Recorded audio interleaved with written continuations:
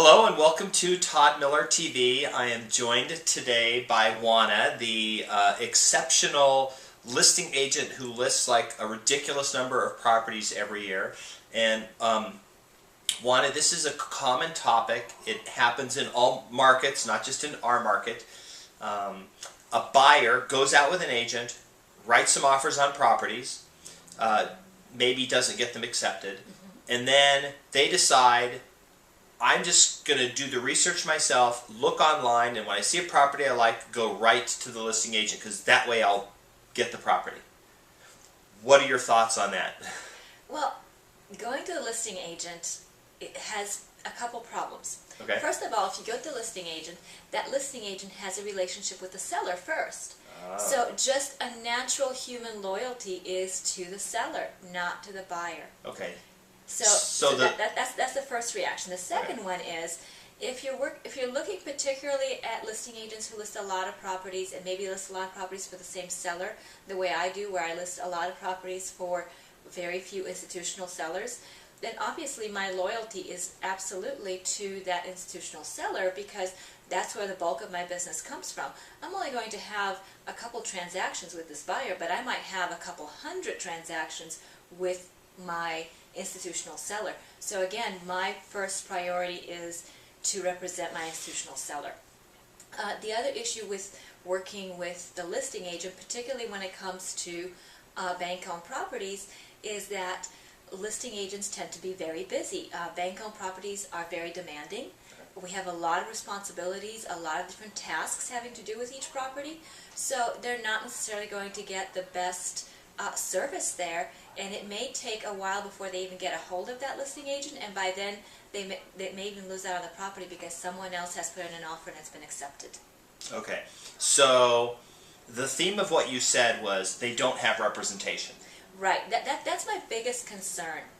Whenever, and it doesn't matter if it's a bank-owned property or not, when a listing agent is asked to also represent the buyer, it's human nature. No one can serve two masters completely. It just can't work.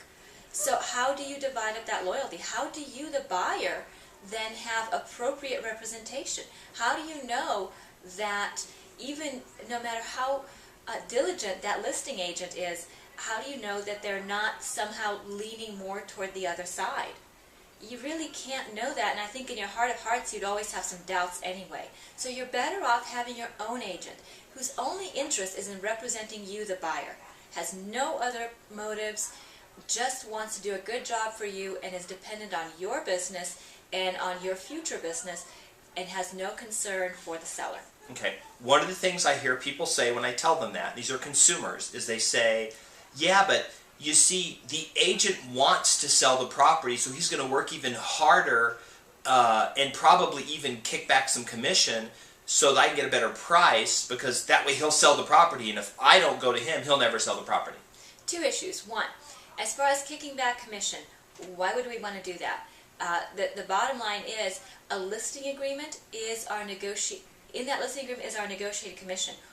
I've already negotiated my commission. Why would I want to renegotiate that? And what kind of an agent do you want who will renegotiate their own pay? If they can't hang on to their own money, how will they hang on to yours? That doesn't make sense. The second portion that you said, you addressed the... they may not sell the house. They may not sell the house. Well, in our market, every house sells. Okay. It will sell, whether it sells to an investor or to an owner-occupant, whether it sells in the MLS or it sells at auction, every house sells. So the idea that I'm desperate to sell a house, I'm not. My goal is to sell every house for the highest dollar for my client. So I pulled the numbers in recently in the MLS, and in the last 4 years, we have had about, between you and I, 2,000 REOs. Okay. Off the top of your head, how many properties can you think of that never sold? I'm not aware that any property didn't sell. As far as I'm aware, they've all sold. There have only been a couple instances where there were clouds on the title, but those eventually sold too. Okay, so all the houses all sell? Oh, absolutely. Okay.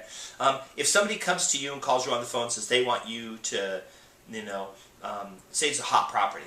So a buyer comes to you and says, we want you to make sure we can get the house.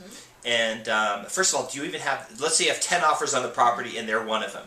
Do you have the power to make sure they get the house? Absolutely not. I am not a principal to the transaction. I'm here to facilitate the transaction.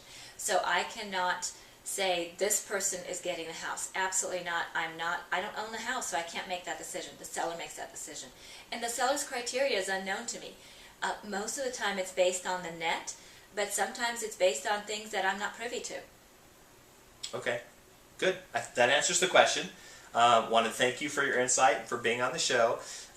Keep in mind that you can subscribe to the blog. Every time that we do a video, you'll be able to, if you just put your email address in there, you'll be able to get a notification every time, and you can keep informed.